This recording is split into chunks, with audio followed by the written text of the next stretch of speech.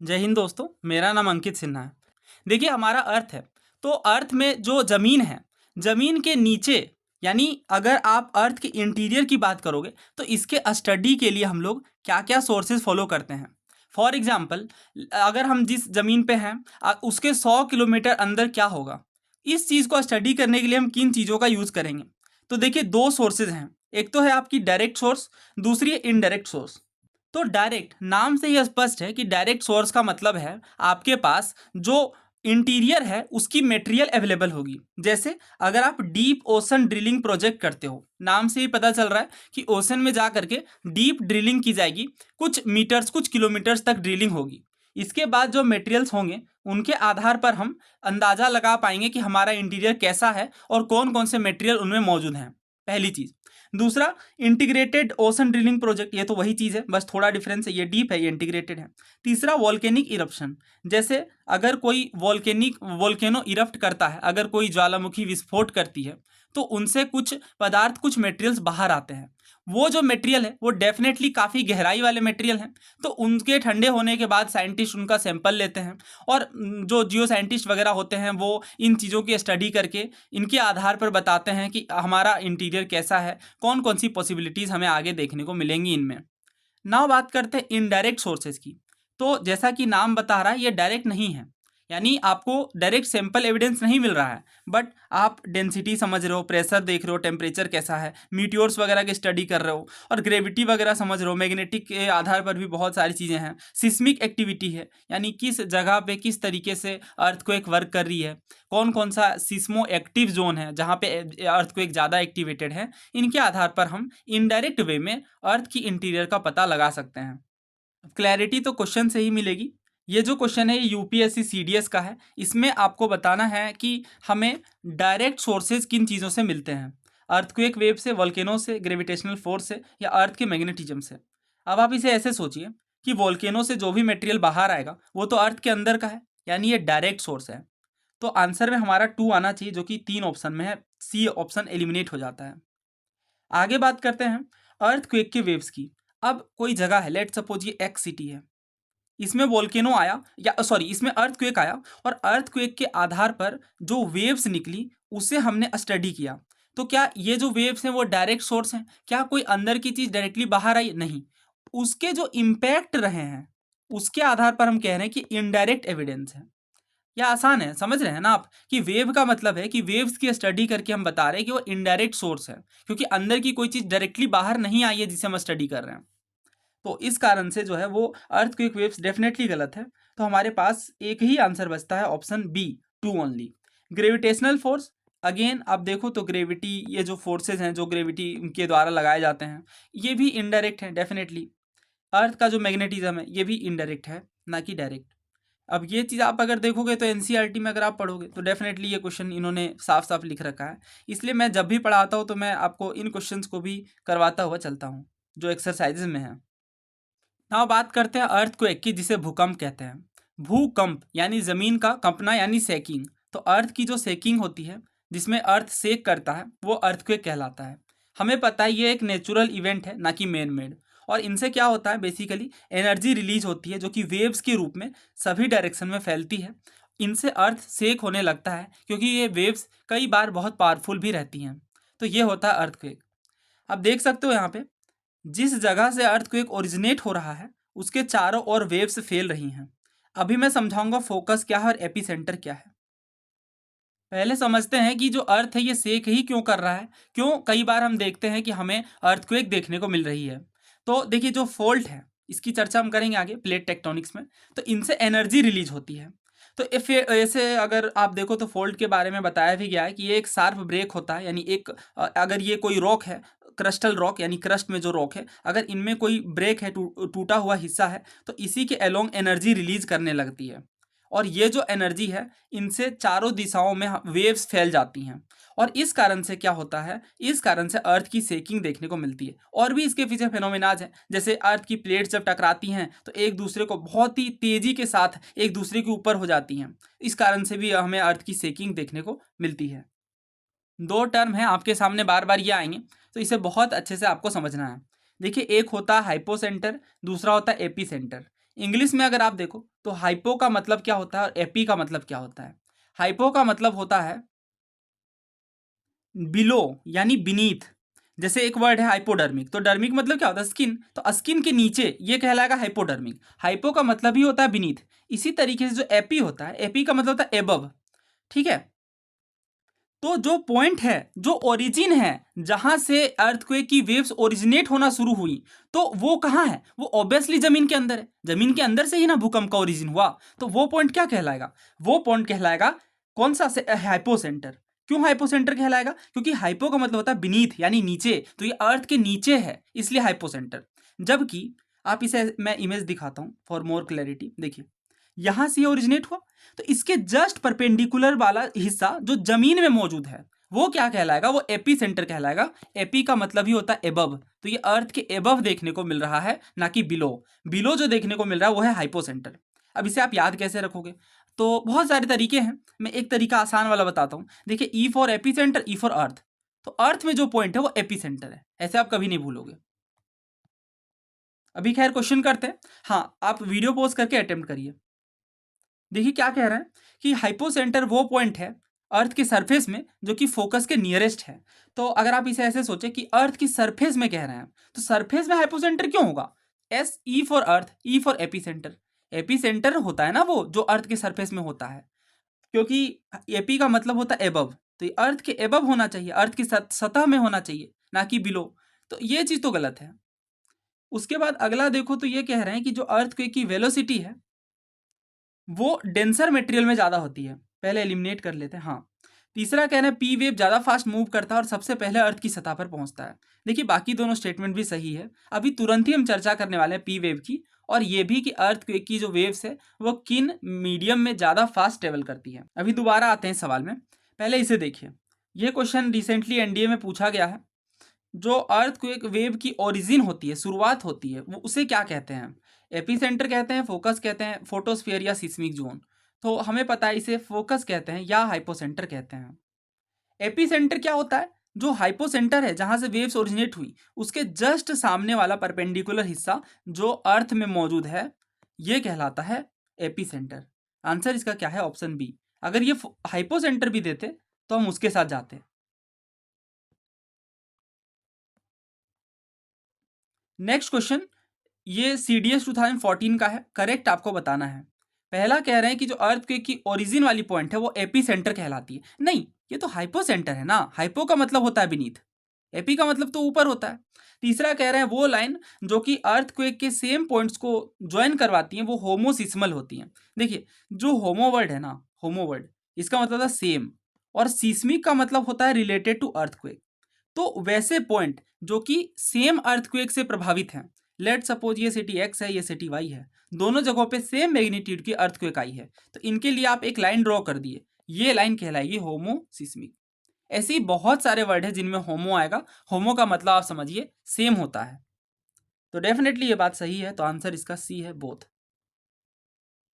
Earthquake का epicentre क्या होता है, ये CDS 2010 का क्वेश्चन है। वो पॉइंट जहाँ से सिस्मोग्राफ लोकेटेड रहती है, वो पॉइंट जो अर्थ के विद इन देखने को मिलता है। तीसरा कह रहे हैं अप्रोक्सीमेट सेंटर है रिलेटेड अर्थक्वेक का। चौथा कह रहे हैं वो पॉइंट जो कि डायरेक्टली एबव है, किस पॉइंट से, उस पॉइंट से जहाँ पे रप्चर देखने को मिला है फॉल्ट जोन में। तो हमें पता है कि एपी सेंटर यानी E for epicentre, E for earth, E का एपी का मतलब ही एबव है, तो ये अर्थ के सरफेस में है, राइट। जो सरफेस में पॉइंट है वो कहलाता है एपी सेंटर, जहाँ पे रप्चर हुआ है। ये मैं इमेज से दोबारा एक बार रिकॉल करवा दूं, तो ये हमने अभी कवर किया, देखिए ये यहाँ हो रहा है रप्चर, और इसके जस्ट सामने वाला पॉइंट जो इसके परपेंडिकुलर है वो होता है एपी सेंटर। उम्मीद है आप क्वेश्चन अटेम्प्ट भी कर रहे हैं। आगे बढ़ते हैं, ये रिसेंटली यूपीएससी CBI के पेपर में पूछा गया है। वो पॉइंट जहाँ से एनर्जी रिलीज होती है वो कहलाता है हाइपोसेंटर। दूसरा कह रहे हैं जो नियरेस्ट होता है फोकस के, वो पॉइंट कहलाता है एपीसेंटर। कोई गलतियां नहीं है, बिल्कुल सही है। जो रिलीज वाला पॉइंट है जो कि अर्थ के बीनीथ है वो हाइपोसेंटर है, जो इसके जस्ट परपेंडिकुलर वाला पॉइंट है वो एपीसेंटर है। तो इस कारण से दोनों ही सही है, आंसर होगा सी, बोथ 1 और 2। नाउ आगे बढ़ते हैं, तो ये CDS में बहुत ही रिसेंटली पूछा गया 2022 में। कह रहे हैं फोकस के लिए दूसरा कौन सा वर्ड यूज करते हैं, तो फोकस वो पॉइंट है जहां से अर्थक्वेक ओरिजिनेट करती है, जो कि अर्थ के नीचे है। ऑब्वियसली अर्थ के नीचे से ही अर्थक्वेक ओरिजिनेट करेगी। तो नीचे के लिए वर्ड यूज करते हैं कौन सा? हाइपोसेंटर। हाइपो का मतलब ही होता है बीनीथ। तो आंसर इसका ऑप्शन ए है। आगे बढ़ते हैं। इसमें भी आपको करेक्ट बताना है और ये सीडीएस का क्वेश्चन है। पहला कह रहे हैं कि earthquake generally converging plate boundaries में देखने को मिलती है। तो जब मैं आपको प्लेट टेक्टोनिक्स बताऊंगा उस टाइम पे मैं चर्चा करूंगा इसकी कि कन्वर्जिंग और डाइवर्जिंग क्या होता है। फिलहाल अगर आप आसान भाषा में समझो तो ये एक अर्थ के नीचे की प्लेट है, ये दूसरी, और दोनों जब आपस में कन्वर्ज कर रही हैं, पास आकर के टकरा रही हैं, तो इनसे अर्थक्वेक देखने को मिल रहा है जनरली। दूसरा कह रहे हैं जो अर्थक्वेक का जो ओरिजिन वाला पॉइंट है उसे हम फोकस या हाइपोसेंटर कहते हैं। तीसरा कह रहे हैं कि जो अर्थक्वेक की तीव्रता है, इंटेंसिटी है, वो दूरी बढ़ने के साथ साथ घटने लग जाती है। तो ये तो हर चीज़ के साथ है। कोई लेट सपोज कोई टेबल है, टेबल पे कोई हैमरिंग कर रहा है, तो यहाँ से जब ये वेव्स प्रोपेगेट करेंगी, ये फिजिक्स में भी हम पढ़ते हैं, तो इनकी इंटेंसिटी दूरी बढ़ने के साथ साथ घटने लगेगी। तो यही चीज़ तो अर्थक्वेक में भी हो रही है। एक जगह से जो वेव है उसके रूप में फोर्स ओरिजिनेट कर रहा है और चारों दिशाओं में फैल रहा है, प्रोपेगेट कर रहा है। तो डेफिनेटली जब डिस्टेंस बढ़ती जाएगी तो उनकी इंटेंसिटी भी घटती जाएगी। तो I don't think in statements में किसी तरह की कोई भी गलतियां हैं। चौथा अगर आप देखो तो इन्होंने कह दिया अर्थक्वेक का जो एपिसेंटर है ये केवल कॉन्टिनेंट्स में रहता है। नहीं, वो ऐसे पहचान करके नहीं आएगा। ये ओशन के नीचे भी हो सकता है, कॉन्टिनेंट्स में भी हो सकता है। तो ये तो गलत है। तो आंसर इसका ऑप्शन बी है। अभी कुछ चीज़ों की चर्चा हम और करते हैं। अर्थक्वेक के बारे में मैंने शॉर्ट नोट्स भी लिख दिया आपके रिवीजन के लिए। फोकस के बारे में मैंने बताया जहाँ से अर्थक्वेक ओरिजिनेट होती है। एपिसेंटर मतलब जो जस्ट वर्टिकली होता है जहाँ से ओरिजिनेट होती है अर्थक्वेक। इंटेंसिटी हाईएस्ट देखने को मिलेगी एपिसेंटर में, और जैसे जैसे आप दूर जाओगे वो तो घटने वाली है। सारे ही जो नेचुरल अर्थक्वेक है ये हमें लिथोस्फीयर में देखने को मिलते हैं। अभी थोड़ी देर में हम लिथोस्फीयर क्या है, एस्थीनोस्फीयर क्या है, इनकी बात करेंगे। देखिए जो अर्थक्वेक की वेव्स होती हैं वो दो तरीके की होती हैं। वेव्स को ना डिवाइड कर रहे हैं कैटेगरी में, तो दो तरीके की होती हैं। एक होती है बॉडी वेव्स, दूसरी होती है सरफेस वेव्स। क्या होती हैं? दो तरीके की वेव्स होती हैं। पहली होती हैं बॉडी वेव्स, दूसरी होती हैं सरफेस वेव। अब बॉडी वेव्स में भी फर्दर दो कैटेगरी है, लेकिन पहले बॉडी वेव क्या है वो समझते हैं। तो जब एनर्जी रिलीज हो रही है फोकस से, चारों दिशाओं में फैल रही है, तो वैसे वेव्स जो केवल सॉलिड में ही जो केवल अर्थ के इंटीरियर में ट्रेवल करेंगे वो कहलाएंगे बॉडी वेव्स। ठीक है। बॉडी वेव्स की खासियत क्या है? केवल अर्थ के इंटीरियर वाले पार्ट में ये देखने को मिलेंगे। बॉडी वेव्स जो है ये ज़्यादा फास्ट होते हैं सरफेस वेव्स के मुकाबले। अब चूंकि ये फास्ट है तो ऑब्वियस सी बात है सबसे पहले ये सीस्मोग्राफ में डिटेक्ट होंगे। सीस्मोग्राफ वो यंत्र है जिनसे हम अर्थक्वेक का पता लगाते हैं। अब देखिए जैसे मैंने बताया कि बॉडी वेव्स में भी दो कैटेगरी है। तो एक होती है प्राइमरी बॉडी वेव्स, दूसरी होती है सेकेंडरी वेव्स। तो प्राइमरी को हम पी वेव कह देते हैं और एस से सेकेंडरी होता है इसलिए सेकेंडरी को एस वेव्स कह देते हैं।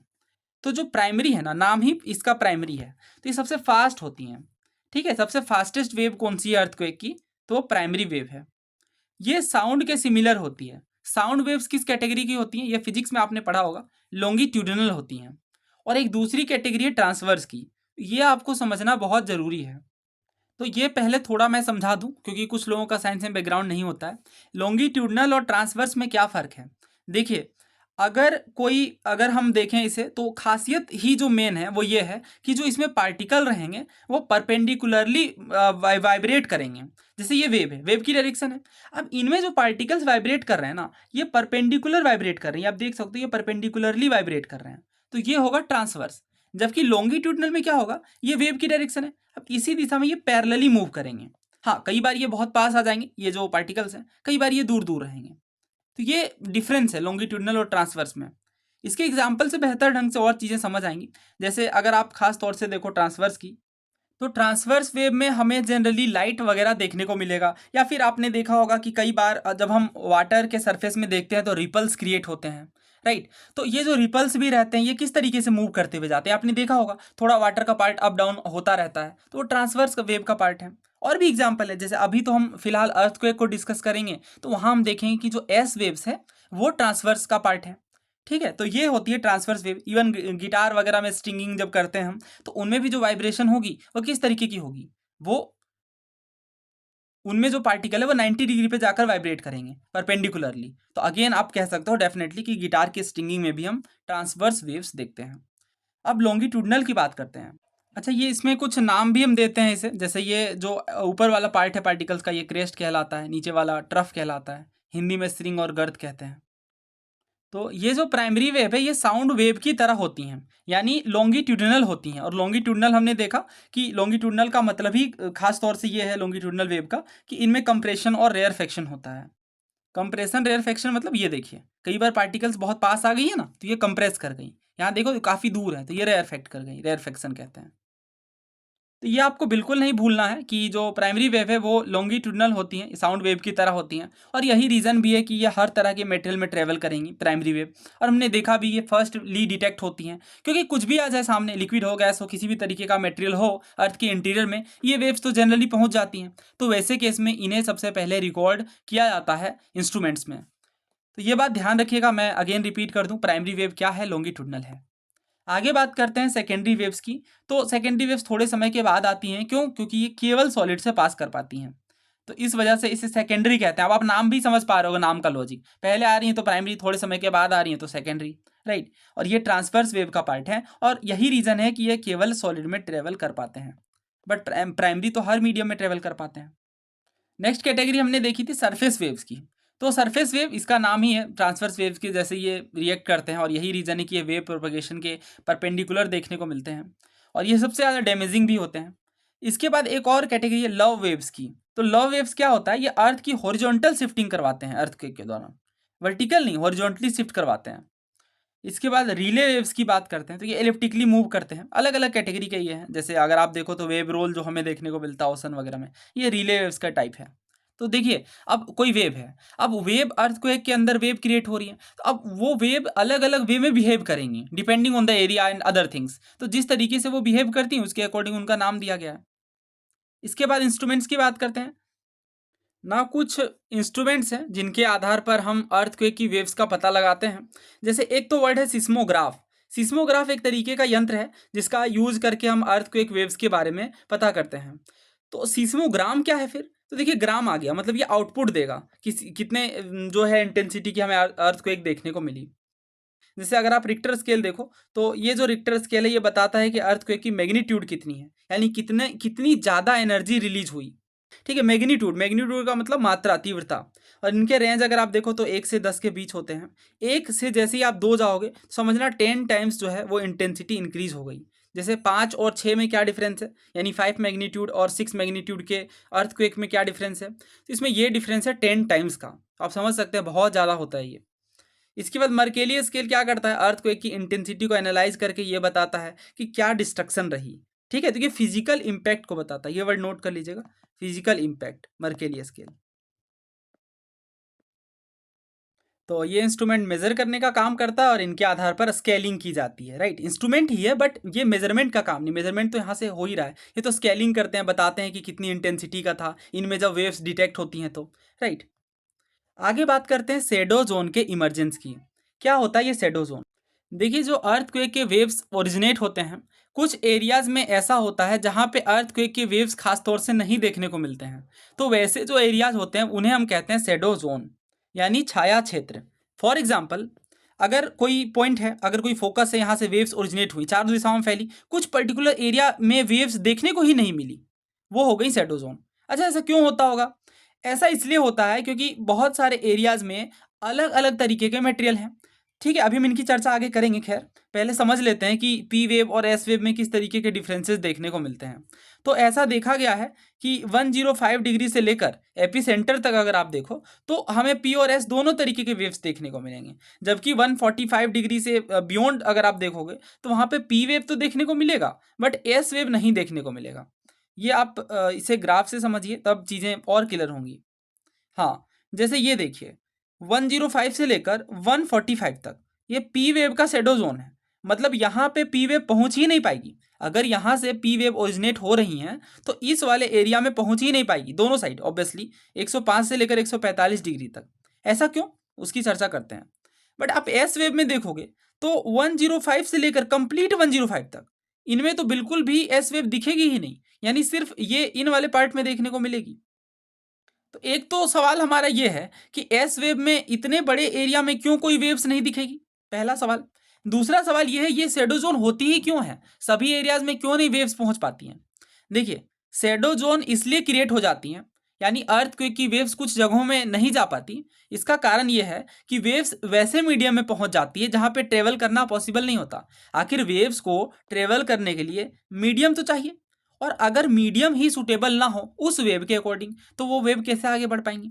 फॉर एग्जाम्पल, जैसे अगर आप देखो तो सीस्मिक वेव्स लिक्विड मीडियम में अगर देखोगे तो पी वेव उन्हें रिफ्रैक्ट कर देते हैं, हटा देते हैं, जबकि एस वेव जो है ये तो ट्रेवल ही नहीं कर पाएंगी ऐसे में। तो आप समझो ना, एस वेव की बात हमने करी थी कि ये केवल सॉलिड में मूव करती हैं, तो इस कारण से सॉलिड तो इन क्षेत्रों में मिलेगा, बट कोर वाले एरिया में, इस बीच वाले एरिया में कुछ लिक्विड वाले पार्ट भी होंगे डेफिनेटली। तो इस कारण से हम देखते हैं कि एस वेव का शैडो जोन काफ़ी ज़्यादा है। जबकि पी वेव के केस में हमें पता है कि ये जो प्राइमरी वेव है ये सॉलिड, लिक्विड, गैस तीनों में ट्रेवल करेंगी, तो इस कारण से इनका एरिया थोड़ा कम देखने को मिलेगा शैडो जोन, यानी ऑलमोस्ट जो है ये वेव्स प्रोपगेट करेंगी ही अर्थक्वेक की पी वेव वाली, बट कुछ एरियाज में नहीं करेंगी 105 से 145 तक। खैर, क्वेश्चंस में कंप्लीट क्लैरिटी मिलेगी। हाँ, तो ये बात मैंने अलग से लिख दी है कि एस वेव जैसा कि हमें पता है केवल सॉलिड में मूव करेंगी, तो ऑब्वियस सी बात है ज़्यादा एरियाज तक नहीं पहुंच पाएंगी, क्योंकि काफ़ी सारे एरिया लिक्विड भी है। तो इस कारण से शैडो जोन काफ़ी ज़्यादा बड़ा होता है पी वेव्स का। अब कुछ क्वेश्चन करते हैं, ये एनडीए 2022 का है। पहला कह रहे हैं पी वेव सबसे पहले फास्ट मूव करती हैं और सबसे पहले सतह तक पहुंचती हैं। दूसरा कह रहे हैं पी वेव जो है ये गैस, लिक्विड, सॉलिड, एक सेकेंड, पी वेव कह दिया ना इन्होंने, हमने ये अभी पढ़ा है कि एस वेव जो है ये सॉलिड में मूव करती हैं, जबकि पी वेव है सॉलिड, लिक्विड, गैस तीनों में मूव करती हैं। तो दैट मीन्स दोनों स्टेटमेंट सही है। आगे देखते हैं, seismograph located beyond 145 from AP centre can record P waves arrival, यानी पी वेव्स पहुंच पाएंगी 145 से बियॉन्ड।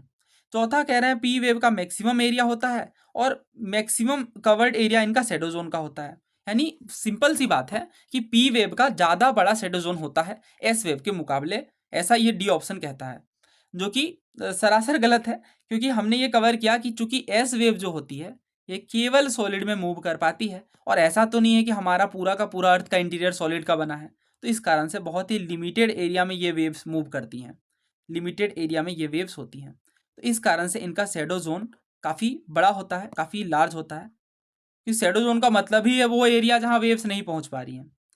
तो दैट मीन्स आंसर इसका डी है। मैंने कहा था इस सवाल की चर्चा हम दोबारा करेंगे, तो पहला तो मैंने बता दिया, ये तो साफ तौर से फैक्चुअली गलत है। अर्थक्वेक की जो वेलोसिटी है ये डेंसर में ज़्यादा होगी, किसी भी वेव की वेलोसिटी डेंसर में ज़्यादा होगी, बिकॉज डेंसर का मतलब अगर आप देखो तो, अच्छा अर्थक्वेक वेव्स में खास तौर से, हाँ, तो डेंसर का मतलब अगर आप देखो तो उनमें ज़्यादा मटेरियल है, तो इनसे ज़्यादा फास्ट ट्रेवलिंग हो पाएगी, राइट। जैसे for example solid, liquid, gas. अब आप बताना कि जो साउंड वेव्स है वो किस में फास्ट ट्रेवल करेगी, ये तो सॉलिड में सबसे फास्ट ट्रेवल करेंगी ना, क्यों, क्योंकि सॉलिड के जो मॉलिक्यूल्स हैं वो काफ़ी पास पास हैं लिक्विड और गैस के मुकाबले, तो ये लॉजिकल बात है। तीसरा कह रहा है पी वेव सबसे फास्ट मूव करती है, तो ये तो कई बार रिपीट हो रहा है, तो ये तो यहाँ भी रिपीट हुआ है। प्राइमरी वेव के बारे में पूछ रहे हैं, कौन सी बात गलत है। पहला कह रहे हैं ये साउंड वेव के जैसी होती है, दूसरा कह रहे हैं केवल सॉलिड में ट्रेवल करती हैं, तीसरा कह रहे हैं गैसियस, लिक्विड, सॉलिड में ट्रेवल करती हैं। मैंने आपको क्या सिखाया है कुछ टिप्स एंड ट्रिक्स में, वो ये कि अगर कोई दो ऑप्शंस हैं और दोनों आपस में एक दूसरे के उल्टे हैं, यानी उन दोनों में आंसर होगा। ऑब्वियस सी बात है, जब दोनों आपस में अपोजिट हैं तो दोनों कैसे सही हो सकते हैं, यानी अभी दिन है और अभी रात है, ये दोनों बात एक साथ सही नहीं हो सकती है ना, वैसे ही। तो ये कह रहे हैं सॉलिड में ट्रेवल करते हैं और ये कह रहे हैं गैसियस, लिक्विड, सॉलिड में ट्रेवल करते हैं, दोनों में से कोई एक गलत है। खैर, अभी हम देखते हैं। तो प्राइमरी वेव्स अगर आप देखो तो क्या ये तीनों में ही ट्रेवल कर पाएंगी, तो पी वेव्स ना और एस वेव्स, तो एस वेव्स तो केवल सॉलिड में ट्रेवल करेगी, बट पी वेव्स तीनों में ही ट्रेवल करेगी। दैट मीन्स अगर हमसे गलत वाला पूछा गया है तो गलत कौन सा हुआ, गलत हुआ बी वाला, क्योंकि ये एस वेव की बात कर दे रहे हैं बी ऑप्शन में, बट हमें तो पी पूछा गया है, तो इस कारण से आंसर ऑप्शन बी होगा। साफ तौर से ये गलत है, सी बिल्कुल सही है, सॉलिड, लिक्विड, गैस तीनों में ट्रेवल करेंगी, फास्ट तो मूव करेंगी, इनका नाम ही प्राइमरी है, ये तो खैर बार बार रिपीट कर रहे हैं। तो आंसर क्या होगा, ऑप्शन बी। आप देख सकते हो सारी चीज़ें लिंक्ड हैं और इसमें साइंस के भी कॉन्सेप्ट्स हैं, ये वही सब बातें हैं, दोबारा मैंने शॉर्ट फॉर्म में लिखा है, सॉलिड, लिक्विड, गैस में ट्रेवल करेगी, साउंड के जैसी होगी, फास्टेस्ट मूव करेंगी प्राइमरी वेव्स। इसके बाद सरफेस वेव की बात करोगे तो वही सब चीज़ें हैं, ट्रांसवर्स होंगी, डैमेजिंग होंगी। दो तरीके की होती हैं सरफेस वेव, एक होती है लव वेव्स और दूसरी होती है रिले वेव्स। ये क्वेश्चन सिविल सर्विसेज में आया है, और जैसा कि मैंने आपसे कहा सिविल सर्विसेज के जो सवाल होते हैं उनमें फैक्ट से ज़्यादा कंसेप्ट की बात होती है, तो आप पहले अटेम्प्ट करिए। पहला स्टेटमेंट ये है कि पी वेव पहले पहुंचते हैं एस वेव के मुकाबले, तो ये तो एनडीए सीडीएस में कई बार इन्होंने पूछा है, तो 1 तो होगा। दूसरा कह रहे हैं पी वेव में जो इंडिविजुअल पार्टिकल है वो टू एंड फ्रो मूव करता है वेव की डायरेक्शन में, जबकि जो एस वेव है इनमें particle up and down vibrate करता है राइट एंगल में।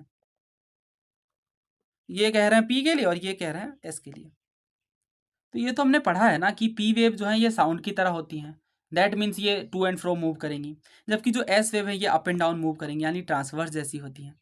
तो दोनों बातें यहाँ पे सही है, ऑप्शन सी यहाँ पे करेक्ट आंसर है। वैसे ये चाहते तो दोनों का आपस में इंटरचेंज कर सकते थे जैसे ज़्यादातर सवालों में है, बट यहाँ फिलहाल इंटरचेंज नहीं है। अच्छा, ये क्वेश्चन आप अटेम्प्ट करिए, बहुत ही अच्छा क्वेश्चन है। ये छत्तीसगढ़ पीएससी में पूछा गया है 2020 में। पहला स्टेटमेंट ये कह रहा है जो शैडो जोन होता है एक अर्थक्वेक का, ये टोटली डिफरेंट होता है दूसरे अर्थक्वेक के शैडो जोन से। दूसरा स्टेटमेंट ये है कि जो सीस्मोमीटर्स होते हैं ये पी और वेव दोनों तरीके के वेव्स को रिकॉर्ड करते हैं 105 के आगे में, अगर आप देखो अर्थक्वेक के एपिसेंटर से लेकर। तो ये तो हमने पढ़ा है, स्टेटमेंट 2 साफ तौर से गलत है। ये अभी हमने पढ़ा, ये ऑब्वियसली एनसीईआरटी में है। यहाँ पे देखिए, it was observe that seismograph located at any distance with in 105, तो एपीसेंटर से लेकर 105 डिग्री तक किसी भी दूरी में आप देखो तो सिस्मोग्राफ डिटेक्ट कर सकते हैं। बट अगर आप देखो तो सिस्मोग्राफ 145 से लेकर एपीसेंटर तक पी वेव को डिटेक्ट तो कर सकते हैं, बट एस वेव को डिटेक्ट नहीं कर सकते हैं ना, क्योंकि एस वेव का तो लिमिटेड एरिया है, सॉलिड तक ये सीमित है। तो ये तो गलत है। Shadow zone of one earthquake is totally different, हाँ ये बिल्कुल सही है, और इसका रीज़न मैं बताता हूँ। ऐसा इसलिए है क्योंकि ओरिजिन तो अलग है, मान लीजिए यहाँ एक्स पॉइंट है, यहाँ से अर्थक्वेक ओरिजिनेट हुआ, ये वाई पॉइंट है, ये अलग अलग पॉइंट है, यहाँ से अर्थक्वेक ओरिजिनेट हो रहे हैं। तो इसका जो शैडो जोन बनेगा वो यहाँ से काउंट होगा, इसके degrees depending on the wave, किस किस तरह का वेव है, और यहाँ से इनकी डिग्रीज काउंट होगी कि ये किस जगह पे अर्थक्वेक वेव्स को नहीं ले जा पाएगा। इस कारण से तो ये अलग हुए ना। तो फर्स्ट जो है वो सही है, बट सेकेंड गलत है, आंसर ऑप्शन बी होगा। ना दोस्तों, बात करते हैं अर्थ के स्ट्रक्चर की। तो अर्थ का इंटीरियर स्ट्रक्चर कैसा होता है? तो हमें पता है कि अर्थ का जो सॉलिड पार्ट है, जो आउटर मोस्ट सॉलिड पार्ट है, वो कहलाता है क्रस्ट। क्रस्ट का मतलब क्या होता है? भूपर्पटी, यानी अर्थ का सबसे ऊपरी वाला हिस्सा। ये ब्रिटल होता है, और इस कारण से आप देखो तो थिकनेस भी जो होगी वो भी वेरी करेगी। यानी अगर आप कॉन्टिनेंट्स में हो तो कॉन्टिनेंट्स में हम देखते हैं कि क्रस्ट की मोटाई कुछ और है, जबकि ओशन में जो क्रस्ट है मौजूद, उनकी जो थिकनेस है वो कुछ और है। तो ओसेनिक क्रस्ट कैसे होंगे? थिनर होंगे कॉन्टिनेंटल के मुकाबले। ऐसा क्यों होगा? क्योंकि अगर ज़मीन है तो यहाँ कुछ पहाड़ हैं, कुछ पठार हैं, कुछ पर्वत हैं, प्लेटूज हैं, ये सब चीज़ें हैं कई बार। और ऑब्वियस सी बात है, ज़मीनों की भी कुछ ऊंचाई है जो थोड़े ऊपर अबव एरियाज में है, खास तौर से हिल वगैरह में।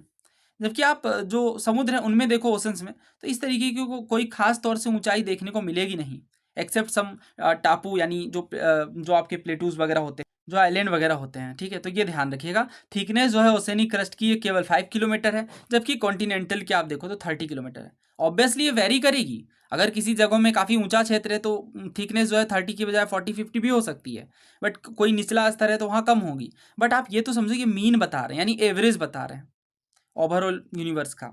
इसके बाद जो कॉन्टिनेंटल क्रस्ट है ये थिकर होगी कुछ एरियाज में जहाँ पे माउंटेन्स है, ये तो ऑब्वियस सी बात है, अभी तो मैं एग्जांपल ही इसी की दे रहा हूँ। माउंटेन्स ऊंचाई को बढ़ा देंगे तो कॉन्टिनेंटल क्रस्ट थिक हो जाएगा। हिमालय क्षेत्र में जैसे देखो 70 किलोमीटर है, ऐसे इन जनरल तो केवल 30 है। अब ये बात इन्होंने एनसीईआरटी में लिखी है कि जो it is made up of heavier rocks having density 3 ग्राम पर सेंटीमीटर क्यूब, और ये जो रॉक हैं ये ओसेनिक क्रस्ट में देखने को मिलेंगे। जो मीन डेंसिटी है ओसेनिक क्रस्ट की वो 2.7 ग्राम पर सेंटीमीटर क्यूब है। ये बात 11th क्लास की फिजिकल ज्योग्राफी में है, बट आप किसी भी वेबसाइट को चेक करोगे जो ऑथेंटिक हैं, जैसे विकीपीडिया से भी ज़्यादा ऑथेंटिक है ये website, US science support program. इन्होंने प्रॉपर ज्योग्राफीज़ के लिए काफ़ी सारी डिस्कवरीज भी करी हैं।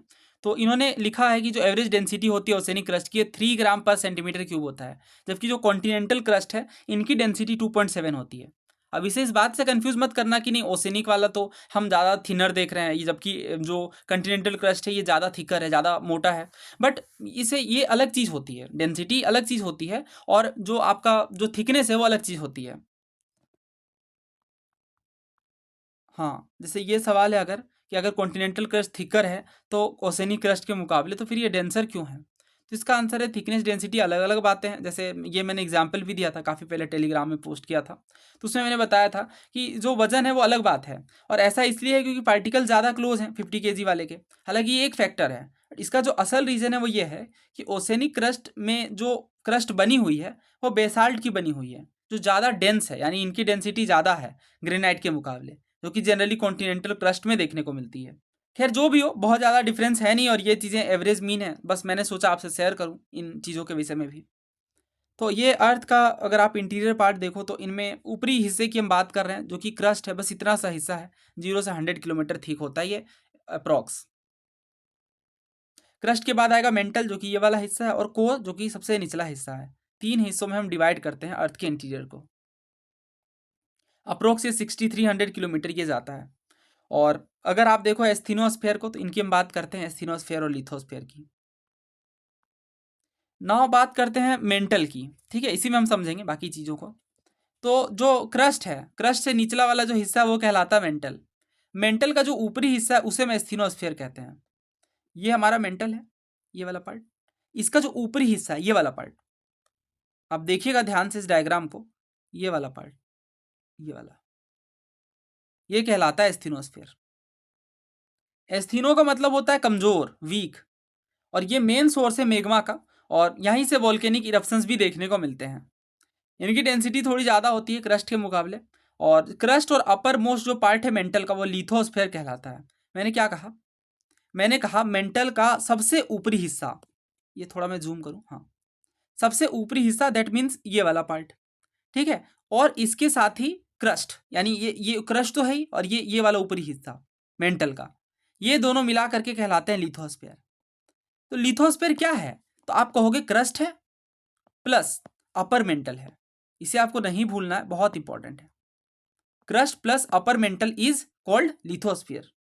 और मेंटल का थोड़ा निचला हिस्सा हमने देखा, इसके जो लोअर मेंटल है उनमें हम देखते हैं तो ये एस्थीनोस्फीयर तक एक्सटेंड करता है। ना बात करते हैं कोर की। तो कोर के बारे में हमें बहुत कम जानकारियां हैं, क्योंकि काफ़ी अंदर है ये, 5-6 किलोमीटर नीचे जाने पर, जो कि पॉसिबल नहीं है। 1-2 किलोमीटर एक्सट्रीम लेवल पे हो पाई है, तो उतने अंदर तक जाकर के डिस्कवरीज, उसके बाद ये पॉसिबल ही नहीं है ह्यूमनली। ये जो अर्थ का सबसे निचला सतह है, जिसे हम कोर कह रहे हैं, ये कोर में काफ़ी हैवी मटेरियल्स देखने को मिलते हैं, जैसे निकल और आयरन, ठीक है, और इस कारण से इसे नीफे लेयर भी कहते हैं। तो जैसे जैसे आप निचले सतह की ओर बढ़ेंगे, हम देखते हैं कि जो एलिमेंट्स मिल रहे हैं वो खास तौर से उनके जो मटेरियल्स वो काफ़ी ज़्यादा हैवी हो रहे हैं। तो कोर में तो सबसे ज़्यादा हैवीएस्ट होते हैं। अच्छा, एक बात और, आई थिंक यहाँ पे मैंने मेंशन किया है या नहीं, हाँ मिल गया। ये जो आउटर कोर होता है ये लिक्विड स्टेट में होता है, जबकि इनर कोर सॉलिड में होता है। हाँ, ये जो आउटर कोर है ये लिक्विड में होता है, इनर कोर सॉलिड में होता है, ये आपको नहीं भूलना है, वेरी वेरी इंपॉर्टेंट। इसका रीज़न है प्रॉपर कैसे होता है ये। तो ऐसा कहते हैं कि ये प्रेशर ही होल्ड नहीं कर पाता इतना ज़्यादा, इस कारण से ये लिक्विड में देखने को मिलता है। इनर इनर नहीं, आउटर कोर। इनर कोर तो खैर सॉलिड में है। थिनेस्ट लेयर कौन सी है? रिसेंटली यूपीएससी के द्वारा जियो साइंटिस्ट के एग्जाम में पूछा गया। तो क्रस्ट है, स्टार्टिंग वाला, 0 से 100 किलोमीटर है बस। आगे बढ़ते हैं, बात करते हैं जो परसेंटेज वाइज अगर आप देखो तो क्रस्ट में कौन कौन से एलिमेंट मिलते हैं। सिलिकॉन, आयरन, ऑक्सीजन या सोडियम। तो इसकी बहुत सारी निमोनिक है, आप बना लेना, ओ साई सी एस ऐसे करके आप बना सकते हो। O for oxygen, silicon, aluminium, iron, इसके बाद कैल्शियम और सोडियम। बहुत सारी निमोनिक है, आप किसी का भी यूज़ कर सकते हो। तो सबसे पहले आएगा ऑक्सीजन, फिर आएगा सिलिकॉन, यानी उसके बाद आएगा एल्यूमिनियम, जो कि नहीं है हमारे स्टेटमेंट्स में। इसके बाद आएगा आयरन। तो 312 से कुछ निकल रहा, हाँ, आंसर इसका निकल करके आ गया, ऑप्शन बी बिल्कुल करेक्ट है। लिथोस्फीयर में क्या होता है? तो अभी मैंने आपको बताया कि लिथोस्फीयर में एक तो होगा क्रस्ट, सबसे ऊपरी वाला हिस्सा, ये क्रस्ट, और क्रस्ट के बाद आता है मेंटल। तो मेंटल का ऊपरी हिस्सा यानी अपर मेंटल। तो क्रस्ट और अपर मेंटल किस ऑप्शन में है? ऑप्शन सी में है। नेक्स्ट देखिए, करेक्ट स्टेटमेंट बताना है। अर्थ का जो क्रस्ट है ये ब्रिटल होता है, ये तो अभी हमने पढ़ा, बिल्कुल सही है स्टार्टिंग में ही। दूसरा कह रहे हैं जो मीन थिकनेस है ओसेनिक क्रस्ट की, ये 15 है, जबकि कॉन्टिनेंटल क्रस्ट की 30 है। तो ये तो अभी हमने कवर किया है कि जो ओसेनिक क्रस्ट है इनकी मीन थिकनेस 5 किलोमीटर है, जबकि कॉन्टिनेंटल क्रस्ट की 30 किलोमीटर है। तो इस कारण से जो दूसरा स्टेटमेंट है ये गलत है, 15 नहीं 5 होगा। तो पहला सही है और दूसरा गलत है, आंसर होगा ऑप्शन बी 2 ओनली। अच्छा, आंसर होगा ऑप्शन ए 1 ओनली, क्योंकि दूसरा तो गलत है ना, और हमसे सही वाला पूछा गया। हाँ, तो ये बातें सारी मैंने लगा दी है, ये आप पढ़ सकते हो एनसीईआरटी से। नाउ नेक्स्ट क्वेश्चन की बात करते हैं, लिथोस्फीयर के बारे में इन्होंने पूछा है। तो अच्छा, ये अभी हमने कवर किया ना। अच्छा, ये 2022 में इन्होंने पूछा, फिर ये वाला 2019 में पूछा था लिथोस्फीयर के बारे में, एनडीए वाले पेपर में। फिर से आप देखो तो इन्होंने 2021 में पूछा, 15 में पूछा, तो ये हर 2 सालों में देखने को मिला, 4 साल फिर 2 साल ऐसे गैप में। तो लिथोस्फीयर के बारे में पहली बात तो हमने पता ही है, क्रस्ट होगी, दूसरी अपर मेंटल होगी, तो आंसर सी है। नेक्स्ट क्वेश्चन नॉट करेक्ट आपको बताना है, और ये जो क्वेश्चन है इसके लिए हमें डिसकॉन्टिन्यूटीज पढ़ना पड़ेगा। तो अर्थ के डिसकॉन्टिन्यूटीज की बात करते हैं। तो देखिए, क्रस्ट है, अब क्रस्ट जिस पार्ट से एंड होगा, क्या उसके साथ में ही मेंटल देखने को मिलेगा? नहीं, कुछ गैप मिलेगा। तो ये जो गैप है ये डिसकॉन्टिन्यूटीज का पार्ट है। तो अगर आप इनमें देखो तो 3 तरीके से हम डिवाइड करते हैं क्रस्ट, मेंटल, कोर। इनमें भी फर्दर डिवीजन है। जैसे सबसे पहले आएगा मोहो डिसकॉन्टिन्यूटी, जिसे हम मोहरोविच कहते हैं। उसके बाद आएगा रेपिटी, फिर आएगा गुटेनबर्ग। ये 3 तो मेजर है, लेकिन उससे पहले कॉनरेड होता है। तो ये मैं समझा दूं क्या होता है। देखिए, क्रस्ट है, अब क्रस्ट को भी आप 2 वे में डिवाइड कर सकते हो, अपर क्रस्ट, लोअर क्रस्ट। हालांकि ये बहुत ज़्यादा बड़ा एरिया तो है नहीं, स्टिल हम इनमें डिवीजन कर सकते हैं। तो ये कॉनरेड डिसकॉन्टिन्यूटी होती है, ठीक है। बट ये कोई एग्जाम में पूछेगा नहीं आपसे, जनरली मोहो, रेपेटी ये पूछेंगे। मोहो डिसकॉन्टिन्यूटी क्या है? तो जो क्रस्ट है, ये क्रस्ट है, राइट, इसका निचला हिस्सा, ये वाला पार्ट, ये वाला पार्ट, और अपर मेंटल यानी मेंटल का ये ऊपरी हिस्सा, let me change the colour, इनके बीच जो डिसकॉन्टिन्यूटी है वो कहलाएगा मोहो डिसकॉन्टिन्यूटी। इसके बाद आप देखो तो ये मेंटल है, मेंटल का ऊपरी हिस्सा, ठीक है, और मेंटल के ऊपरी हिस्से के साथ जो लोअर मेंटल है, ये वाला पार्ट, इनके बीच जो डिसकंटिन्यूटी होगी रेपेटी होगी। इसका गुटेनबर्ग आप देखोगे, ये वाला पार्ट था बेसिकली रेपेटी। इसका गुटेनबर्ग अगर आप देखोगे तो ये क्या है? लोअर मेंटल और आउटर कोर। तो ये आउटर कोर है और ये लोअर मेंटल है, ये वाला पार्ट गुटेनबर्ग है। लेहमैन क्या है? तो आउटर कोर ये वाला, और इनर कोर, एक सेकेंड, ये आउटर कोर और ये इनर कोर, दोनों जिस जगह पे मिल रही है वो कहलाएगा लेहमैन डिसकंटिन्यूटी। इस तरीके से इन्होंने डिवीजन कर रखा है। तो इसके लिए निमोनिक है मैं, राम, गाइड, लक्ष्मण, और भी कई सारे निमोनिक है। मैं से मोहो, राम से रेपेटी, गाइड से गुटेनबर्ग, लक्ष्मण से लेहमन। तो पहला कह रहे हैं क्रस्ट और मेंटल के बीच मोहो डिसकंटिन्यूटी है, बिल्कुल है। हमने अभी ये देखा कि क्रस्ट के लोअर पार्ट और मेंटल के अपर पार्ट में हमें मोहो डिसकंटिन्यूटी देखने को मिलेगी। दूसरा कह रहे हैं मेंटल जो है, इनमें 2/3 से ज़्यादा मटेरियल होता है अर्थ का। तो मेंटल बीच वाला हिस्सा है और सबसे ज़्यादा मटेरियल्स तो होते ही है। तो ये बात भी यहाँ पे फैक्चुअली सही है। मेंटल में सबसे हैवी मटेरियल्स होते हैं, नहीं, ये तो साफ तौर से गलत है। कोर में होते हैं ना सबसे हैवी मटेरियल्स, आयरन होते हैं, निकल होते हैं, सारे हैवी मटेरियल्स हैं। तो इस कारण से तीसरा गलत है और हमसे गलत ही पूछा गया है। चौथा बिल्कुल सही है, इनर कोर सॉलिड स्टेट में होता है और आउटर कोर लिक्विड स्टेट में होता है। ये क्वेश्चन एनडीए 2022 का है। कौन सी डिसकंटिन्यूटी क्रस्ट को मेंटल से अलग करती है? तो मोहो डिसकंटिन्यूटी, अभी हमने पढ़ा है। आगे बढ़ते हैं, प्लेनेट अर्थ के स्ट्रक्चर के बारे में पूछ रहे हैं कि जो मेंटल है ये किस चीज़ का बना होता है। तो अगर आप देखो मेंटल, मेंटल में खास तौर से आपको ऑप्शन दिए गए हैं एल्यूमिनियम, क्रोमियम, आयरन या सिलिकॉन। तो मेजरली आपको आयरन देखने को मिलेंगे, इसलिए तो इन्होंने ये वर्ड भी यूज किया अलग से, मेनली। ना दोस्तों, बात करते हैं वोल्केनोज की। तो वोल्केनो को जैसा कि हमें पता है, थोड़ा समझ लेते हैं। देखिए, अर्थ के नीचे जो मैग्मा चैम्बर है, ये जब बाहर की ओर इरप्ट करता है तो ये कहलाता है वोल्केनो। अब हमने ये इमेजेस में कई बार देखा है, मूवीज, पिक्चर्स में। ये जो वोल्केनो है, जहाँ से इरप्ट करता है, तो ये वो जो वोल्केनो का माउथ है उसे हम क्रेटर कहते हैं। क्या कहते हैं? क्रेटर। वोल्केनो का माउथ क्या कहलाता है? क्रेटर। ये वाला हिस्सा, रुकिए मैं जूम करता हूँ, हाँ ये देखिए, ये वाला हिस्सा। इसके बाद लावा बाहर निकलता है, ये बहता हुआ लावा है। और कई बार हम देखते हैं कि इस तरीके से लेयर्स भी बन जाती हैं रॉक की, क्योंकि इरप्शन हुआ, लावा निकला, लावा ठंडा हुआ, रॉक में बदला। इस तरीके की रॉक्स को हम इग्नियस रॉक कहते हैं, आग्नेय चट्टानें। जिस तरीके से इरप्ट करता है उनके बेसिस पे हम इन्हें डिवाइड करते हैं। जैसे सील्ड वोल्केनो है, और सील्ड वोल्केनो सबसे बड़े वोल्केनो देखने को मिलेंगे, अभी हम इनकी चर्चा करने वाले हैं। हाँ, सील्ड वोल्केनो क्या है? लार्जेस्ट वोल्केनो हमें देखने को मिलते हैं। एग्जाम्पल क्या है सील्ड वोल्केनो का? Hawaiian volcano. इमेज देखिए, ये है सील्ड वोल्केनो। तो सील्ड वोल्केनो आप देखो तो इनकी जो साइज है, ये देखिए, जैसे एक एग्जाम्पल है, काफ़ी क्लासिक एग्जाम्पल है ये, मोना लोआ वोल्केनो का। ये हवाई आइलैंड में है और इनकी जो वाइड है ये बहुत ज़्यादा है, बहुत ज़्यादा वाइड ये देखने को मिलेगी। 180 किलोमीटर बहुत ज़्यादा होता है। तो ये है सील्ड वोल्केनो। सील्ड का मतलब ऐसे कवच होता है, तो इस तरीके से कवच जैसे बना लेते हैं। इनके खास तौर से आप फीचर देखो तो क्या है, ये बहुत ज़्यादा स्टीप नहीं है, बहुत ज़्यादा ऊंचे नहीं है, बल्कि ये वाइड में ज़्यादा है, चौड़ाई में ज़्यादा है। तो क्या होता है, ये बहुत ज़्यादा एक्सप्लोजिव बन जाते हैं जब इनके जो वेंट है, जहाँ से ये वॉल्केनो फटने वाला रहेगा, विस्फोट होगा जहाँ से, वहाँ अगर वाटर चला जाए तो ये ज़्यादा एक्सप्लोजिव हो जाते हैं। अदरवाइज ये कम विस्फोट करते हैं। और इसके बाद जो लावा है ये इस तरीके से फाउंटेन यानी फव्वारे की फॉर्म में देखने को मिलता है। नाउ नेक्स्ट बात करते हैं कॉम्पोजिट वोल्केनो की। तो कॉम्पोजिट वोल्केनो क्या है, इनमें हमें ज़्यादा विस्कियस यानी ज़्यादा गाढ़ा लावा देखने को मिलेगा बेसाल्ट के मुकाबले, और ये कूलर भी होगा जनरली बाकी वोल्केनोज के लावा के मुकाबले। ये जो वोल्केनोज हैं इनमें एक्सप्लोजिव इरप्शंस देखने को मिलता है, यानी काफ़ी ज़्यादा विस्फोट होता है ये, और इनके लावा के साथ देखो तो काफ़ी सारे मटेरियल्स भी बाहर आते हैं। पायरोक्लास्टिक मतलब जो ज्वलनशील हैं, जो जल करके बाहर आ रहे हैं, एसेज हैं यानी राख वगैरह हैं। ऑब्वियस सी बात है, जब वोल्केनो का विस्फोट हुआ है तो काफ़ी सारी चीज़ें बाहर आएंगी। तो ये है कॉम्पोजिट वोल्केनो। इमेज देखिए, इस तरीके से ये होती है कॉम्पोजिट वोल्केनो। नाउ नेक्स्ट बात करते हैं केल्डेरा वोल्केनो की। तो केल्डेरा सबसे ज़्यादा एक्सप्लोजिव होते हैं। ये इतने ज़्यादा एक्सप्लोजिव होते हैं कि जब ये इरप्ट करते हैं, विस्फोट करते हैं, तो ये खुद को ही कोलैप्स कर लेते हैं। ठीक है, तो ये जो कोलैप्स डिप्रेशन होता है ये केल्डेराज कहलाता है। जैसे अगर आप देखो तो इमेज, तो जैसे ये आप केल्डेरा वोल्केनो देखो, तो मैंने कहा ना ये कहीं वोल्केनो रहा होगा, जब ये विस्फोट किया तो ये खुद ही फट गया अपने आप में, और ये डिप्रेशन बन गया। ठीक है, केल्डेरा का। नाउ नेक्स्ट बात करते हैं फ्लड बेसाल्ट प्रोविंसेस की। तो ये जो वोल्केनो है ये हाईली फ्लूइड लावा को फ्लो करवाते हैं बहुत लंबे दूरियों तक।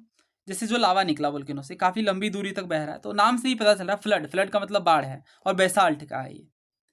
तो जैसे डेक्कन ट्रेप अगर आप देखो इंडिया का, तो इनमें आपको फ्लड बेसाल्ट प्रोविंसेस देखने को मिलेंगे। जैसे खास तौर से जो महाराष्ट्र का प्लेटू है, इनमें माना जाता है कि ये जो ट्रैप फॉर्मेशन हो रहा है ये बहुत बड़े एरिया को कवर करता था पास्ट में प्रेजेंट के मुकाबले। इसके बाद मिड ओसेनिक रीज वोल्केनोज की बात करते हैं। तो नाम से स्पष्ट है ये ओसेनिक एरियाज में होंगे।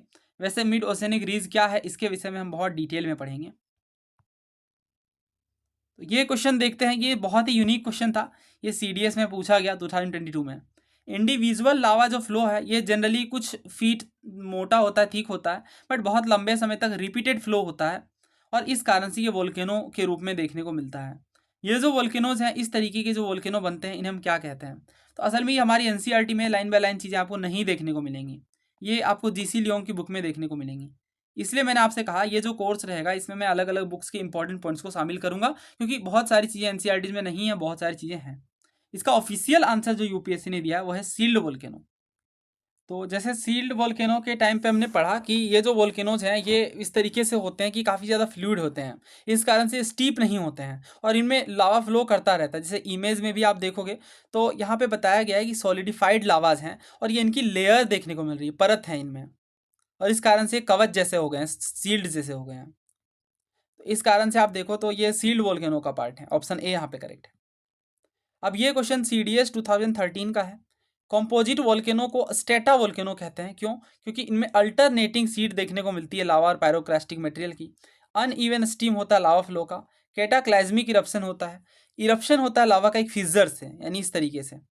तो देखिए, अगर आप सोचो कि कॉम्पोजिट का स्टेटा, स्टेटा का मतलब ही होता है लेयर। ये हमने जो क्लाउड वाला टॉपिक था, बादलों वाला टॉपिक, उसमें भी पढ़ा था हमने। तो इस कारण से हमें देखने को मिलती है अल्टरनेटिंग सीट लावा की। ये क्वेश्चन रिसेंटली UPSC CAPF में पूछा गया है। वोल्केनो का टॉप क्या कहलाता है, और जो डिप्रेशन होता है बेसिकली टॉप में, चैम्बर, वेंट, सिंडर या क्रेटर? तो देखिए, इसमें आपको कंफ्यूज नहीं करना है, इसका आंसर क्रेटर है। तो क्रेटर जो है ये हमें टॉप में देखने को मिलता है। कैल्डेरा अलग चीज़ है। कैल्डेरा वो वोल्केनो है जो खुद को ही कोलैप्स कर लिए हैं और इस तरीके से डिप्रेशन बना लिए हैं, वो होता है कैल्डेरा। बट सिंडर और बाकी चीज़ें जो है ये भी हम समझ लेते हैं इकट्ठे। हाँ, ये देखिए, ये होता है क्रेटर। ठीक है, तो क्रेटर और कैल्डेरा में कंफ्यूज नहीं होना है। तो जहाँ से वोल्केनिक इरप्शन होता है उसका टॉप वाला पार्ट क्या कहलाता है? टॉप वाला पार्ट। यहाँ ध्यान दीजिएगा, ये नहीं कह रहे हैं कि वोल्केनिज्म आ गया उसके बाद वो विस्फोट हो गया उसके बाद डिप्रेशन बन गया, वैसी बात नहीं है, टॉप की पूछ रहे हैं, तो क्रेटर आएगा।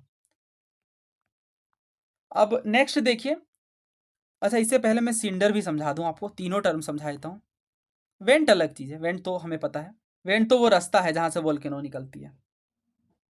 तो चैम्बर भी अलग चीज़ है। सिंडर की बात करते हैं, सिंडर और क्रेटर की। तो सिंडर मैंने आपको समझा दिया, क्रेटर भी हमने देखा कि जो टॉप वाला पार्ट है वो क्रेटर है, जबकि सिंडर के बारे में मैंने आपको बताया कि सिंडर एक तरीके का टाइप है वोल्केनो का, सिंडर कोन। ये सिंपलेस्ट टाइप ऑफ वोल्केनो है। इसमें आपको कुछ इस तरीके की एक सिंडर कोन देखने को मिलेगी, ये इनका पायरोक्रास्टिक मटेरियल रहेगा, और इस तरीके से ये वोल्केनिज्म का पार्ट देखने को मिलेगा, और ये वाला जो ऊपरी हिस्सा है यहाँ से वोल्केनिज्म इरप्ट करेगा। तो ये तीन वर्ड हो गए, सिंडर, क्रेटर। एक और वर्ड हमने अभी पढ़ा था, कौन सा? केल्डेरा। ठीक है, केल्डेरा। केल्डेरा क्या है? ये भी वोल्केनो का टाइप है, जो विस्फोट कर जाता है तो डिप्रेशन बन जाता है। खैर, आगे बढ़ते हैं। ये क्वेश्चन CDS 2009 में पूछा गया है। कौन सा जो क्षेत्र है इंडिया का, उनमें हमें एक्टिव वोल्केनो देखने को मिलेगा? तो देखिए, ये है बैरन आइलैंड। जो बैरन आइलैंड है ना इंडिया में, इनमें आपको एक्टिव वोल्केनो देखने को मिलेगा। मैप में आप देखना, ये अंडमान निकोबार वाले हिस्से में देखने को मिलेंगे बैरन आइलैंड। तो ये तो सही है आंसर, बैरन आइलैंड, ये एक्टिव वोल्केनो है। अब ये क्वेश्चन सिविल सर्विसेज 2018 में पूछा गया। बैरन आइलैंड वोल्केनो एक्टिव वोल्केनो है, जो कि इंडियन टेरिटरी का पार्ट है। बिल्कुल है, तो पहला तो सही है। और हम देख सकते हैं कि ये CDS का सवाल 2009 का था, और 2018 में ये सिविल सर्विस में रिपीट होता है स्टेटमेंट के फॉर्म में। तो इस तरीके से PYQs पहले भी रिपीट थे। तो 1 तो सही है, बाकी के चेक करते हैं। तो 2 ऑप्शन तो हट गए। दूसरा कह रहे हैं बैरन आइलैंड 140 किलोमीटर ईस्ट में देखने को मिलेगा ग्रेट निकोबार के। नहीं, ग्रेट निकोबार के ईस्ट में ऐसा नहीं देखने को मिलेगा। तो ग्रेट निकोबार में नहीं, बल्कि आप मैप में जब देखोगे तो ये अंडमान सी में आप देखोगे, पोर्ट ब्लेयर के नॉर्थ ईस्ट में जाकर देखने को मिलेगा, अंडमान सी में। ठीक है, ग्रेट निकोबार में नहीं। तो दूसरा तो गलत है। तीसरा कह रहे हैं आखिरी बार बैरन आइलैंड कब इरप्ट हुआ था? 1991 में। तो ये बैरन आइलैंड अंडमान आइलैंड्स का पार्ट है, ना कि निकोबार का। इसमें आप पढ़ोगे तो ये अंडमान सी में है, और ये कन्फर्म्ड है ऑब्वियसली एक्टिव वोल्केनो, क्योंकि एक्टिव वोल्केनो का मतलब है जिनमें फ्रीक्वेंट इरप्शंस देखने को मिले, राइट। तो ये अंडमान निकोबार आइलैंड में है, और ये 138 किलोमीटर नॉर्थ ईस्ट में देखने को मिलेंगे, पोर्ट ब्लेयर के। अब ये आप देखो तो पहली बार इरप्शन इनमें 1787 में देखने को मिला। इसके बाद 10 बार से भी ज़्यादा इरप्शन देखने को मिली है, और रिसेंट वाला 2022 में देखने को मिला है। तो अक्सर ही जो है इरप्शन देखने को मिलती हैं। हालांकि 1991 वाला काफ़ी भयावह था, काफ़ी हार्मफुल था, ये आप देख सकते हैं। इसके बाद ये कह रहे हैं कि it has remained inactive since then. अब देखिए, ऐसे स्टेटमेंट में आपको सोचना भी है कि कोई वोल्केनो है। अब कोई वोल्केनो कंप्लीट इनएक्टिव रहता है क्या? रहे भी तो कितना लंबे समय तक? खास तौर से जब इन्होंने पहले ही कह दिया एक्टिव वोल्केनो का पार्ट है, तब तब तो और ज़्यादा मुश्किल हो पाता है कहना। अगर वो डोरमेंट है और बिल्कुल वो साइलेंट वोल्केनो है तो उस केस में तो रह सकता है, बट एक्टिव वोल्केनो के केस में नहीं। तो इस कारण से तीसरा गलत है, और आंसर हमारा ऑप्शन ए होगा, 1 ओनली। आगे बढ़ते हैं और नेक्स्ट क्वेश्चन की बात करते हैं। तो वोल्केनो से संबंधित है। पहला कह रहे हैं जो स्ट्रेटो वोल्केनो होता है, इनमें लावा फ्लोज देखने को मिलते हैं, जो इनिशियली वैलीज को फॉलो करते हैं, बट इरोजन के लिए काफ़ी रेजिस्टेंट होते हैं, यानी इरोड नहीं करते हैं ज़मीनों को। दूसरा कह रहे हैं कि जो इनके आसपास के एरियाज हैं वो हाईलैंड रह सकते हैं, लावा रिजेस हो सकते हैं, मेसाज हो सकते हैं। हवाइयन जो आइलैंड है ये इरोड होते हैं स्ट्रीम्स के द्वारा, यानी नदियों के द्वारा, और डीपली कार्व्ड वैलीज भी इनमें देखने को मिलती हैं। चौथा कह रहे हैं जो स्ट्रीम और डाइजेक्टेड वोल्केनो में जो स्ट्रीम का सिस्टम है, ये ड्रेनेज पैटर्न को, रेडियल वाले ड्रेनेज पैटर्न को फॉलो नहीं करता है। देखिए, ये बात गलत है, क्योंकि जो स्ट्रीम हो रहे हैं वोल्केनो को डाइजेक्ट कर रहे हैं, वो रेडियल को ही फॉलो करेगा। और ये मैंने आपको हाल ही में समझाया था ड्रेनेज पैटर्न के टाइम पे, कि रेडियल ड्रेनेज पैटर्न क्या होता है। तो अगर कोई ऊंचा क्षेत्र है, ठीक है, और यहाँ से चारों दिशाओं में स्ट्रीम्स देखने को मिल रही हैं, तो डेफिनेटली रेडियल ड्रेनेज पैटर्न का पार्ट है, और ये रेडियली आउटवर्ड देखने को मिल रही हैं। तो जब भी कोई वोल्केनो का कोन है उसे बहुत ज़्यादा रिवर्स डाइजेक्ट कर रहे हैं, तो चारों दिशाओं में वो फैलने लगेगी, तो ये तो रेडियल का पार्ट हुई ना, बट यहाँ कह दिया इन्होंने नॉट, तो इस कारण से चौथा गलत है, आंसर इसका डी है। नाउ दोस्तों, नेक्स्ट बात करते हैं वोल्केनिक लैंडफॉर्म की। तो वोल्केनो में हमें पता है कि लावा बाहर निकलते हैं, तो लावा कई बार बाहर निकलने के दौरान ही जो है वो रुक जाते हैं, लावा का फ्लो जो है वो अलग दिशा में हो जाता है, तो इनसे अलग अलग तरीके के लैंडफॉर्म्स बनते हैं। तो उनके बारे में हम समझने वाले हैं। यहाँ जैसे अगर आप देखो तो कई तरीके के लैंडफॉर्म्स हैं। हालांकि NCERT का इमेज उतना क्लियर है नहीं। जैसे ये आप देखो तो कॉम्पोजिट वोल्केनो है, ये सील है, ठीक है, इस तरीके से ये डाइक देखने को मिलेगी। लेकोलिथ है, अभी हम इनकी बात करते हैं। तो जो इग्नियस रॉक हैं, इन्हें दो रूपों में क्लासीफाई किया जाता है। एक तो वोल्केनिक रॉक, यानी जो सतह में आकर के ठंडे हुए हैं, वैसे लावा। दूसरा ये जो प्लूटोनिक होते हैं, यानी जो क्रस्ट में ही कूल हो गए हैं, ठंडे हो गए हैं। तो ये जो लावा हैं जो कि क्रिस्टल पोर्शन में कूल हो जाते हैं, ये अलग अलग रूप ले लेते हैं और उन्हें ही हम इंट्रूसिव फॉर्म कहते हैं। जैसे पहला है बैथोलिथ। तो बैथोलिथ क्या है, ये डीपर डेप्थ में जाकर के ही रुक गया है, ठीक है, और इस कारण से आप देखो तो ये लार्ज डोम के रूप में देखने को मिल रहा है। डोम का मतलब गुंबद जैसे, इस तरीके से। हाँ, तो ये मैग्मा डीपर डेप्थ में ही कूल हो गई और इस तरीके से देखिए ये डोम शेप्ड बन गई, तो ये बैथोलिथ कहला रहे हैं। तो बस दो बातें याद रखनी है, एक डीपर डेप्थ में, दूसरा डोम शेप्ड। आगे देखिए लेकोलिथ की बात करते हैं। तो लेकोलिथ क्या है, इनमें पाइप लाइक कॉन्डुइट है। क्या फर्क है वो देखना, ये डोम शेप्ड ही है बट देखिए ये पाइप लाइक कॉन्डुइट है, ऐसे पाइप के रूप में ये बढ़े और इस तरीके से ये जाकर के कूल हो गए मैग्मा लावा, ठीक है, तो ये लेकोलिथ कहलाए। लेपोलिथ, फेकोलिथ और सील्स क्या है, तो जब ऊपर की ओर लावा मूव करता है तो कई बार ये हॉरिजॉन्टल डायरेक्शन में भी फैल जाता है, जहां भी वीक प्लेन मिला उस तरीके से उस डायरेक्शन में ये फैल गया, तो अलग अलग रूप को ले लेता है। तो इनके जो शेप है इनके आधार पर ही इनका नाम है। जैसे अगर ये सॉसर शेप्ड हो गया इस तरीके से, तस्तरी शेप्ड, तो ये लेपोलिथ कहलाएगा। इसी तरीके से एक डेफिनिट कॉन्डुइट देखने को मिलेगा, तो इस तरीके से ये फिर बैथोलिथ का रूप लेगा। तो अगर जैसे अगर आप देखो, हाँ ये देखिए ये हॉरिजॉन्टल है, हॉरिजॉन्टल लावा मूव कर गया तो ये सील कहला रहा है। इसका फिर इस तरीके से ये देखो ये डाइक है, तो थोड़े थोड़े डिफरेंसेस हैं। इसी तरीके से अगला टर्म है सील या फिर सीट कहते हैं, ये हॉरिजॉन्टल बॉडीज हैं इग्नियस की, ठीक है। ये जैसे ये वर्टिकल हो गई, वर्टिकल वाला तो हमने देख ही लिया, तो हॉरिजॉन्टल वाले को सील या सीट कहते हैं। नाउ देखिए ये क्वेश्चन एनडीए में पूछा गया 2021 में। ये बहुत आसान सवाल है, डीपर डेप्थ में कूल होती है और लार्ज डोम जैसी होती है, तो स्टार्टिंग में ही हमने पढ़ा है ना बैथोलिथ, ये अगर वॉल्केनो वाला पार्ट है तो ये डीपर डेप्थ में जाकर के कूल होंगे, इस तरीके से होंगी डोम शेप्ड। नेक्स्ट क्वेश्चन देखिए, इन्होंने क्या कहा है कि जो ज़्यादातर मैग्मा होते हैं इनमें लिक्विड सॉलिड गैस होता है, बिल्कुल होगा, तो फर्स्ट तो सही है। दूसरा कह रहा है वाटर वेपर और कार्बन डाइऑक्साइड, ये बहुत इंपॉर्टेंट गैसेस है जो कि मैग्मा में देखने को मिलते हैं। हाँ ऑब्वियस सी बात है, वाटर वेपर और कार्बन डाइऑक्साइड तो निकलेंगे ही। तीसरा कह रहा है बेसाल्टिक मैग्मा ज़्यादा हॉट होता है सिलिका के मुकाबले। तो मैग्मा दो टाइप की होती है मेजरली, बेसाल्टिक और सिलिकम, तो इनकी हम बात करेंगे। तो ये सही है क्योंकि बेसाल्टिक मैग्मा ज़्यादा हॉट होता है सिलिकल मैग्मा के मुकाबले। चौथा कह रहे हैं जो मैग्मा सोलिडिफाई हो रहा है सेडिमेंट्री रॉक्स के बीच हॉरिजॉन्टल पोजीशन में, ये डाइक कहलाता। नहीं, सेडिमेंट्री की बात क्यों आई, इग्नियस की बात आएगी ना, जब भी वोल्केनिक इरप्शन होगा तो आग्नेय चट्टानें बनेगी। चौथा तो गलत है, ये रॉक्स में मैं आपको डेप्थ में पढ़ाऊंगा, तो आंसर इसका ए है। So that's it for today, next topic में नेक्स्ट चीज़ों की चर्चा करेंगे। धन्यवाद, जय हिंद।